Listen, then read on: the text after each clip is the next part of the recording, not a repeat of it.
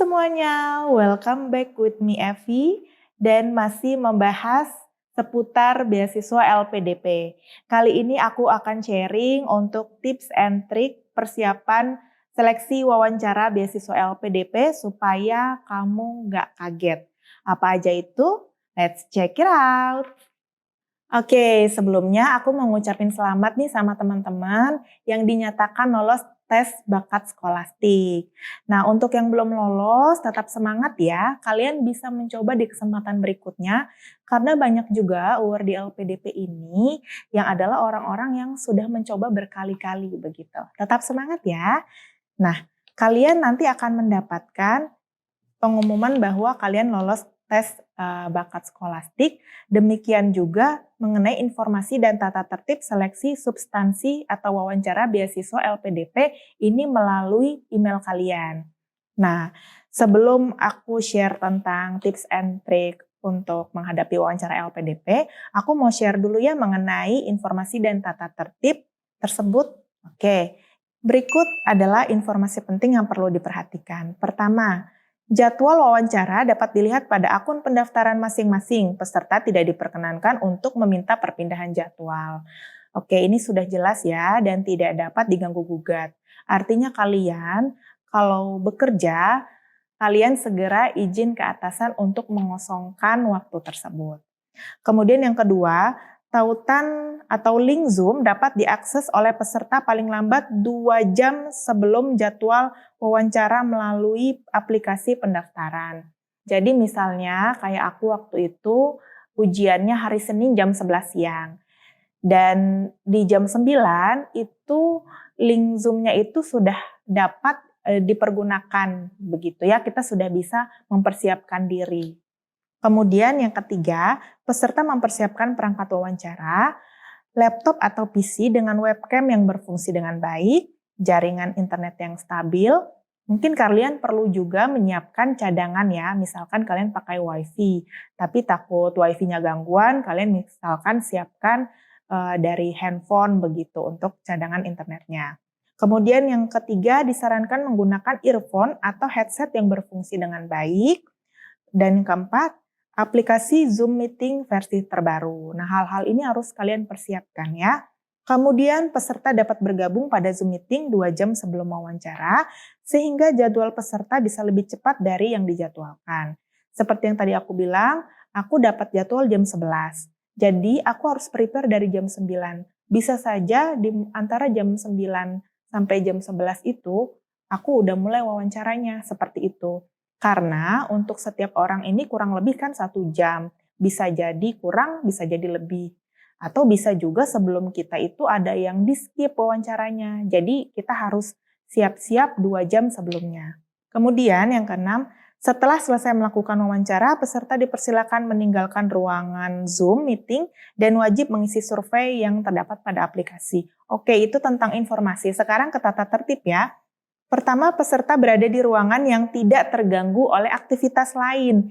Jadi kalian ini harus memikirkan kira-kira nanti ujiannya di mana yang tidak akan diganggu oleh siapapun. Kemudian yang kedua, tidak diperkenankan adanya orang lain di dalam ruangan selain peserta. Nah, ini kalian juga perlu informasikan kalau misalkan kalian ujiannya di rumah, kalian informasikan kepada mungkin tetangga atau orang yang suka ke rumah bahwa kalian tidak bisa diganggu dulu, atau kalau kalian ujiannya di kantor, kalian bisa infokan ke teman-teman kalian bahwa kalian sedang ujian tidak bisa diganggu, begitu ya. Kemudian yang ketiga, poin 2 dikecualikan bagi peserta dari beasiswa penyandang disabilitas tunanetra atau low vision yang dapat dibantu oleh 1 orang anggota keluarga jika dibutuhkan. Oke, lanjut. Peserta memakai kemeja atau batik yang sopan dan rapi. Kemudian, alat yang boleh digunakan untuk Zoom hanya laptop atau PC yang memiliki webcam, mikrofon, dan jaringan internet yang memadai. Kemudian peserta wajib menyalakan kamera atau fitur video selama proses wawancara. Nah, yang terakhir nih, peserta tidak diperkenankan. Yang pertama, menggunakan masker atau sejenisnya. Kemudian, pergi ke toilet atau keluar dari ruangan. Jadi jangan terlalu banyak minum ya, takutnya kalian nanti jadi pengen pergi ke toilet. Kemudian yang ketiga, makan atau namun diperbolehkan untuk minum. Kemudian menggunakan virtual background Zoom, dan yang terakhir merekam atau melakukan dokumentasi dalam bentuk apapun ya. Itu tadi informasi dan tata tertib seleksi substansi beasiswa LPDP supaya kalian ada gambaran dan ada persiapan. Oke, next aku langsung bahas ke sesi wawancaranya ya.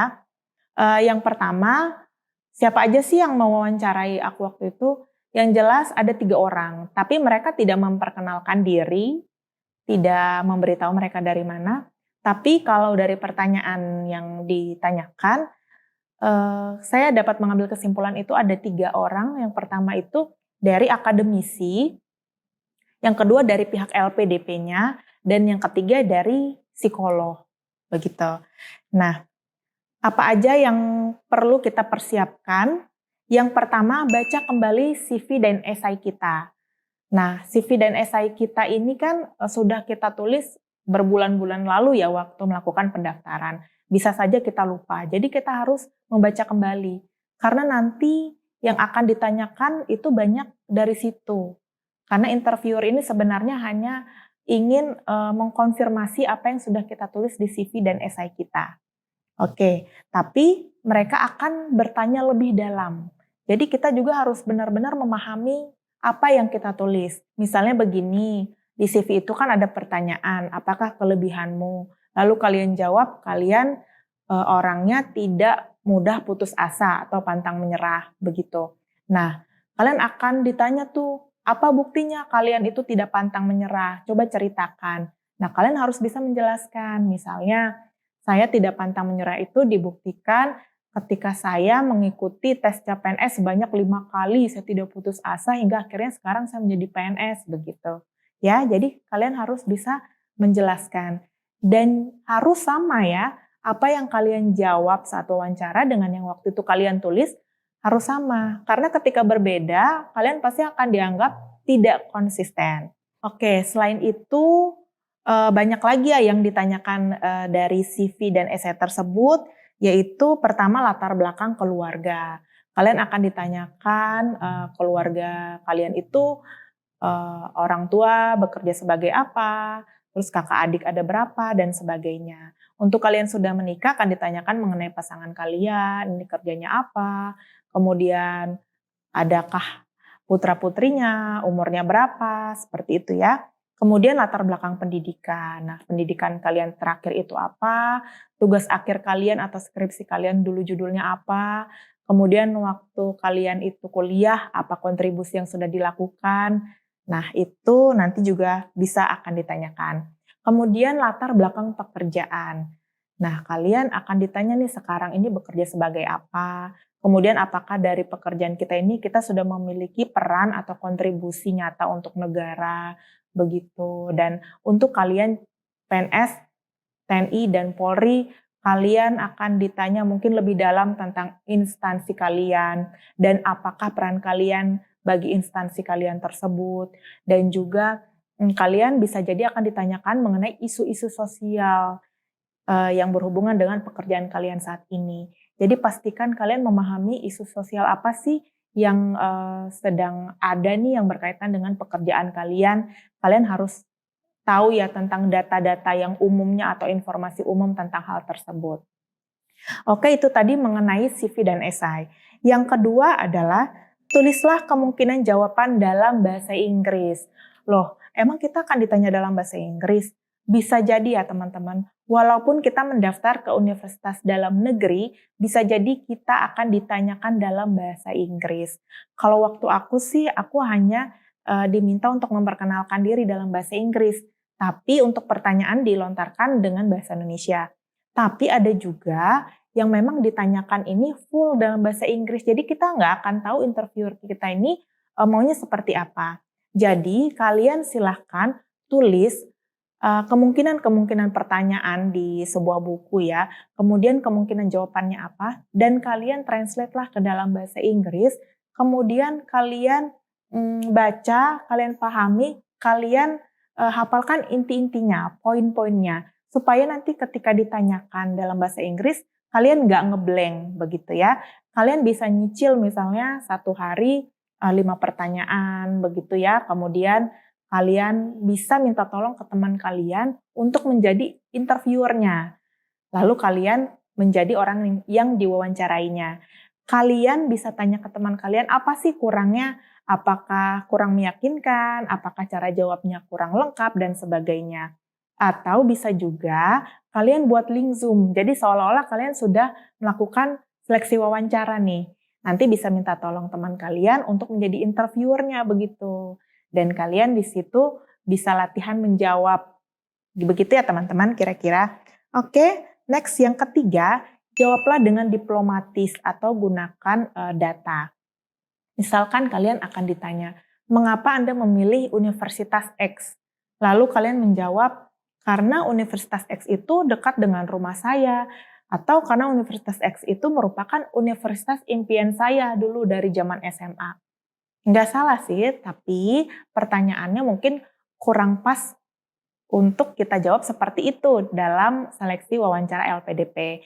Silakan jawab menggunakan data, misalkan karena universitas tersebut adalah universitas terbaik di Indonesia menurut survei bla bla bla tahun bla bla bla, ya begitu ya. Jadi kalian harus cek datanya dulu, informasi yang lengkap. Nah, jadi kira-kira jawabannya seperti itu ya teman-teman. Nah, kemudian yang keempat, matangkan rencana studi kalian. Nah, LPDP ini ingin memastikan kalian itu memang benar-benar mau kuliah dan akan selesai tepat waktu. Jadi jangan heran kalau nanti kalian akan ditanyakan tentang judul tesis. Pasti kalian kaget kan kalau kalian enggak tahu sebelumnya. Lah kuliahnya aja belum mulai, tahu-tahu kalian sudah ditanyakan mengenai judul tesis.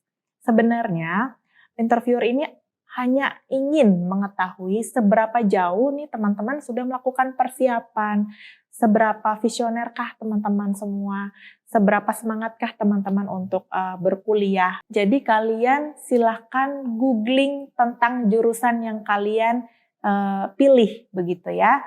Kalian cek mata kuliah apa yang dipelajari dari semester 1 hingga akhir. Kemudian kalian juga googling mengenai judul-judul tugas akhirnya atau tesisnya.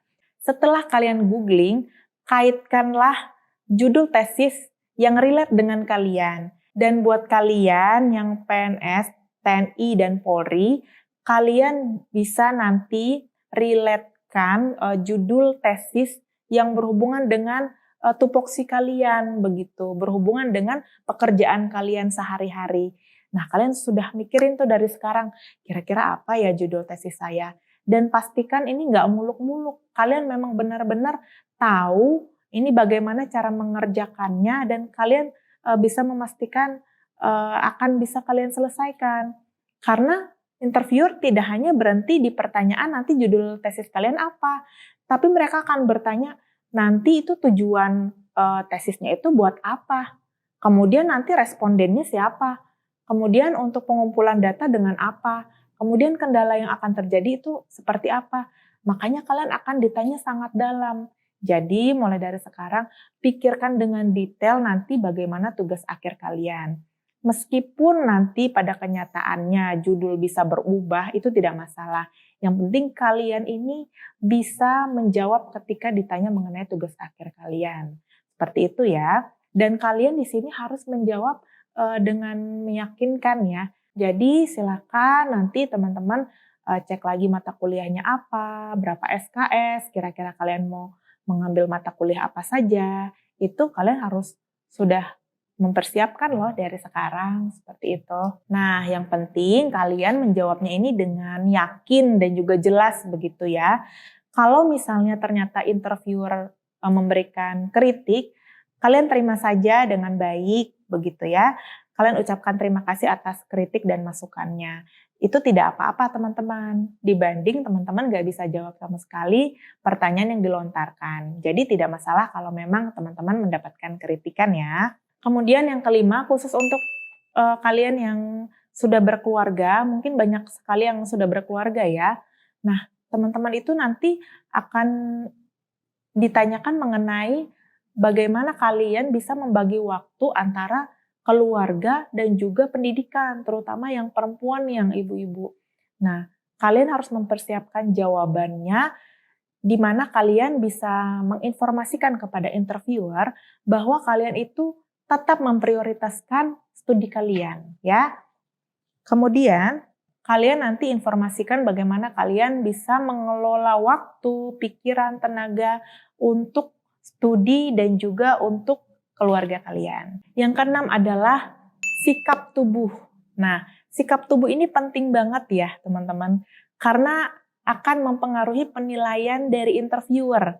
Jadi yang pertama pastikan teman-teman ini tetap formal tapi rileks, jangan terlalu kaku. Kemudian badan posisi tubuhnya tegap. Kemudian kalian harus perhatikan eye contact ya. Kalian tatap mata yang memberi pertanyaan. Ya, meskipun tidak harus selalu kalian liatin ya penanyanya. Kalian mungkin bisa sesekali melihat ke kanan, ke kiri, tapi jangan sampai kalian itu tidak melihat sama sekali karena kalian akan terlihat tidak percaya diri, ragu-ragu, seperti itu ya. Atau kalian kalau takut melihat matanya, minimal kalian melihat satu titik di antara dua mata begitu ya. Kemudian intonasi kalian juga harus diperhatikan. Jangan terlalu keras, jangan terlalu pelan, jangan terlalu cepat, jangan terlalu lambat juga.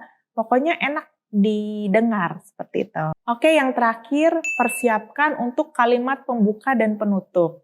Kalimat pembuka ini maksudnya perkenalan diri ya, karena di awal nanti akan dipersilakan untuk memperkenalkan diri. Cukup mungkin 3-4 kalimat yang menggambarkan diri kalian, misalkan nama saya Evi, saya bekerja di sini, dulu saya berkuliah S1 di sini, dan sekarang saya mengikuti beasiswa ini berharap bisa melanjutkan kuliah S2 di sini untuk lebih berkontribusi bagi negara, seperti itu. Atau kalian punya ide lain, terserah ya, tapi jangan terlalu panjang. Kemudian closing statement. Closing statement ini adalah kata-kata penutup. Kalau kalian diberikan waktu untuk memberikan kata-kata penutup, kalian siapkan saja yang intinya adalah kata-kata harapan kalian dan rencana kalian ke depan jika kalian mendapatkan beasiswa LPDP. Oke, itu tadi teman-teman informasi yang bisa aku kasih ke kalian biar kalian nggak kaget, biar kalian siap, biar kalian bisa do your best. Oke ya. Semangat selalu dan kalian harus ingat bahwa kalau kalian sudah sampai pada tahap ini, artinya kalian adalah orang-orang yang punya potensi, yang punya kemungkinan untuk menjadi awardee LPDP. Jadi ini harus kalian ingat supaya kalian pede ya untuk menghadapi seleksi wawancara LPDP. Itu aja dari aku, semangat selalu, good luck for you, bye-bye.